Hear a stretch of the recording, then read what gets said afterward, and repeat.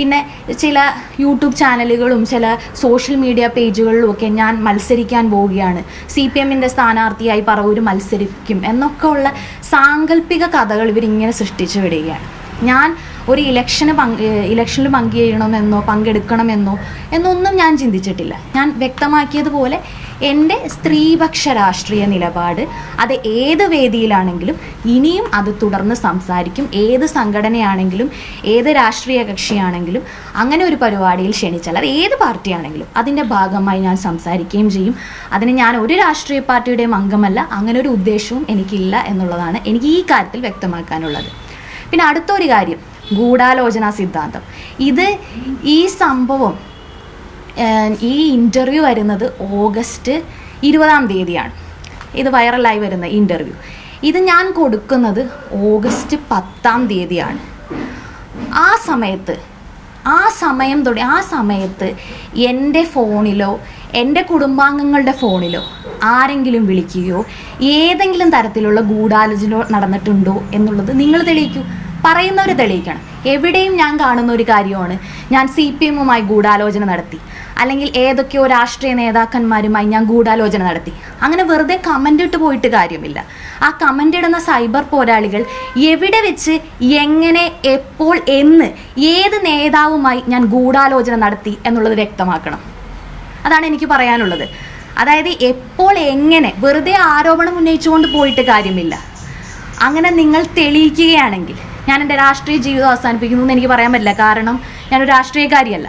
പക്ഷേ എന്നാലും ഞാൻ ഉറപ്പ് തരികയാണ്, എൻ്റെ ജീവിതം തന്നെ വേണമെങ്കിൽ ഞാൻ അവസാനിപ്പിക്കാം. ഞാൻ ഇഷ്ടപ്പെടുന്ന ഒരു പ്രസ്ഥാനത്തിനെ ഞാൻ ആരൊക്കെയോ ആയി ചേർന്ന് തകർക്കാൻ ശ്രമിച്ചു എന്നുള്ള ഗൂഢാലോചനയിൽ എന്തെങ്കിലും സത്യമുണ്ടെങ്കിൽ അത് നിങ്ങൾ തെളിയിക്കണം. വെറുതെ കമൻറ്റിലിട്ട് പറഞ്ഞ് ചുമ്മാ കഥകൾ മെനഞ്ഞിട്ട് കാര്യമില്ല.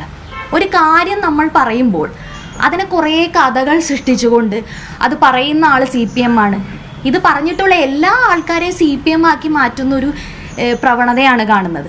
അങ്ങനെയാണെങ്കിൽ ഈ വിഷയങ്ങളിലൊക്കെ സംസാരിച്ചിട്ടുള്ള ആ പാർട്ടിയിലെ തന്നെ പ്രമുഖരായ നേതാക്കന്മാർക്കെതിരെയും ഒരു സൈബർ അറ്റാക്ക് നടത്തുന്നു.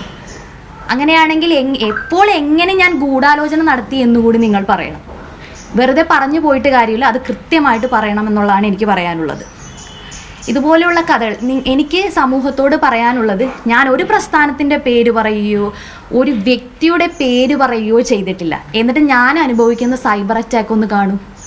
ഇതാണ് ഇവരുടെ രീതി, എപ്പോഴത്തെയും രീതി ഇതാണ്. ഇവർക്ക് ഇഷ്ടമല്ലാത്തവർക്കെതിരെ ഇല്ലാത്ത കഥകൾ പ്രചരിപ്പിച്ച്, ഇല്ലാത്ത നറേറ്റീവ്സ് പ്രചരിപ്പിച്ച് സമൂഹത്തിലേക്ക് വിടുക, അത് വിശ്വസിപ്പിക്കുക എന്നുള്ളൊരു ശ്രമമാണ് ഇവരുടെ ഭാഗത്തു നിന്ന് നടക്കുന്നത്.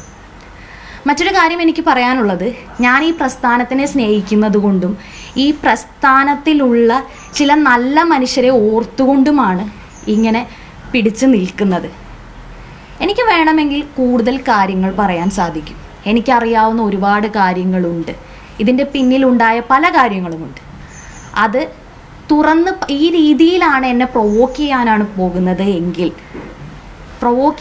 പോകുന്നത് എങ്കിൽ ഇതുപോലെയുള്ള ആളുകളെ വെള്ള പൂശി കൊണ്ടുവരാനാണ് ശ്രമമെങ്കിൽ എനിക്ക് പല കാര്യങ്ങളും തുറന്ന് പറയേണ്ടതായി വരും. അതിൻ്റെ ഭവിഷ്യത്ത് എന്ന് പറയുന്നത്, പ്രത്യാഘാതം എന്ന് പറയുന്ന അതിഗുരുതരമായിരിക്കും. അത് താങ്ങാൻ കഴിയില്ല എന്നുകൂടി ഞാൻ ഓർമ്മിപ്പിക്കുകയാണ്.